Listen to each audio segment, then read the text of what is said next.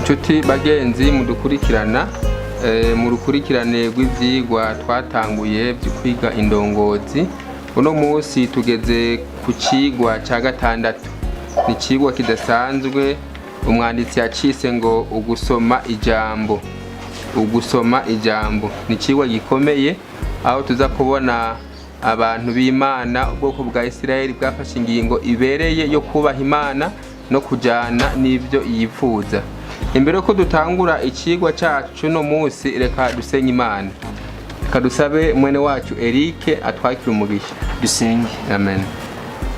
Uwiteka Mana uhoraho uriho wamyeho kandi ugira uzima uhabwa icubahiro. Amen. Turagushimiye ubuntu n'imbabazi byawe byabanye nacu. Turakwinginze ngo amajambo tugiye kwiga ashike mu mitima yacu, abe yakuduhindura kugira ngo twitegurire kuza kwawe kuri bugufi, mu izina ry'uwaducunguye Yesu Kristo. Amen.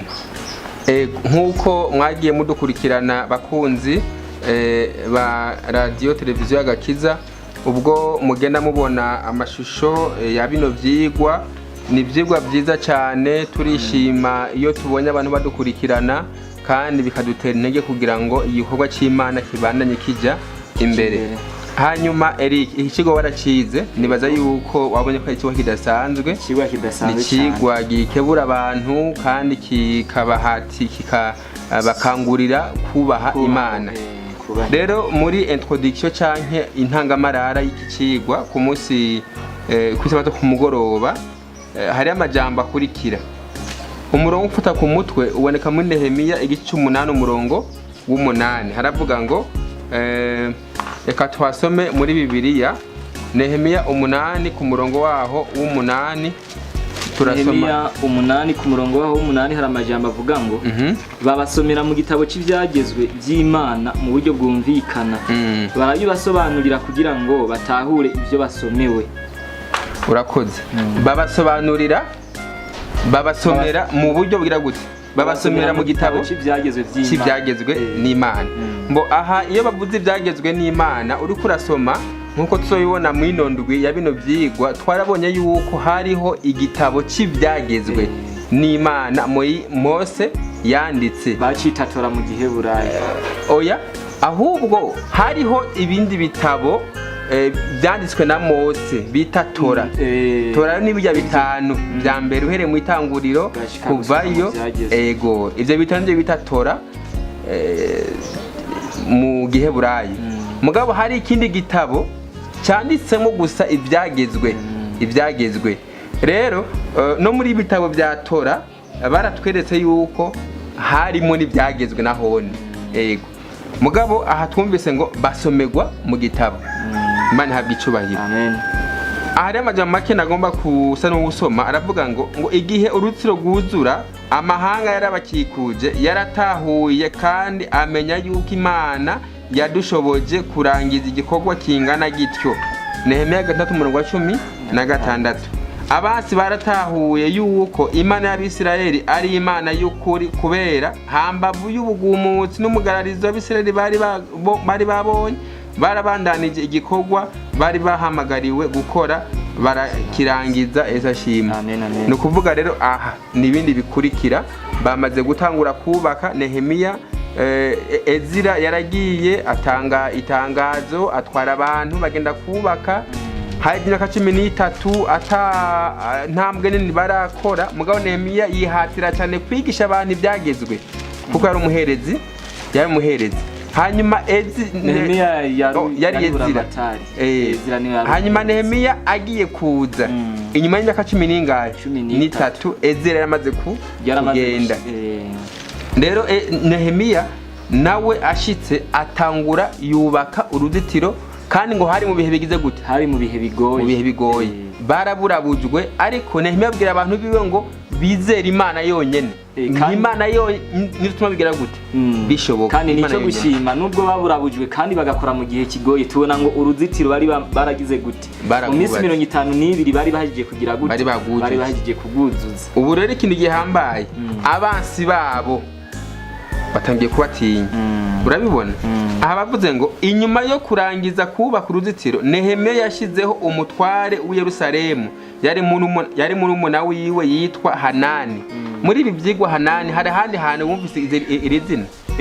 mu byigwa biheze yakoze Hanani yakoze ngo uyu Hanani ari mu bagiye guha amakuru Nehemiya igihe yari Babuloni kumwe n'ibintu byifashe hehe byifashe iwabo i Buyuda. No kuvuga ngo Nehemiya yarumva amakuru akafata nk'ibihuha, ariko amaze kubona uyu mugabo Hanani mwene wabo amuzanira amakuru, bica bituma amara amezi 4 ariko arasenga asaba Imana kugira ngo imushoboze kugira gute gushika Yerusalemu, kugira ngo ashobore kandi gutangura igikorwa cyo kubaka. Imana ihabwa icubahiro. Amen. Hariho abagabo babiri hano bavuze, hari uwitwa Hanani n'uwitwa Hananiya. Ngo abo bagabo uko ari babiri bari batowe hisunduwe ko bari inyankamugayo, abizigirwa kandi bubaha Imana. Yesu ashimwe. Amen.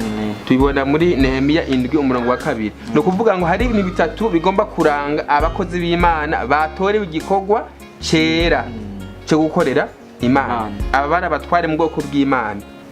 Hanani nande na Hananiya.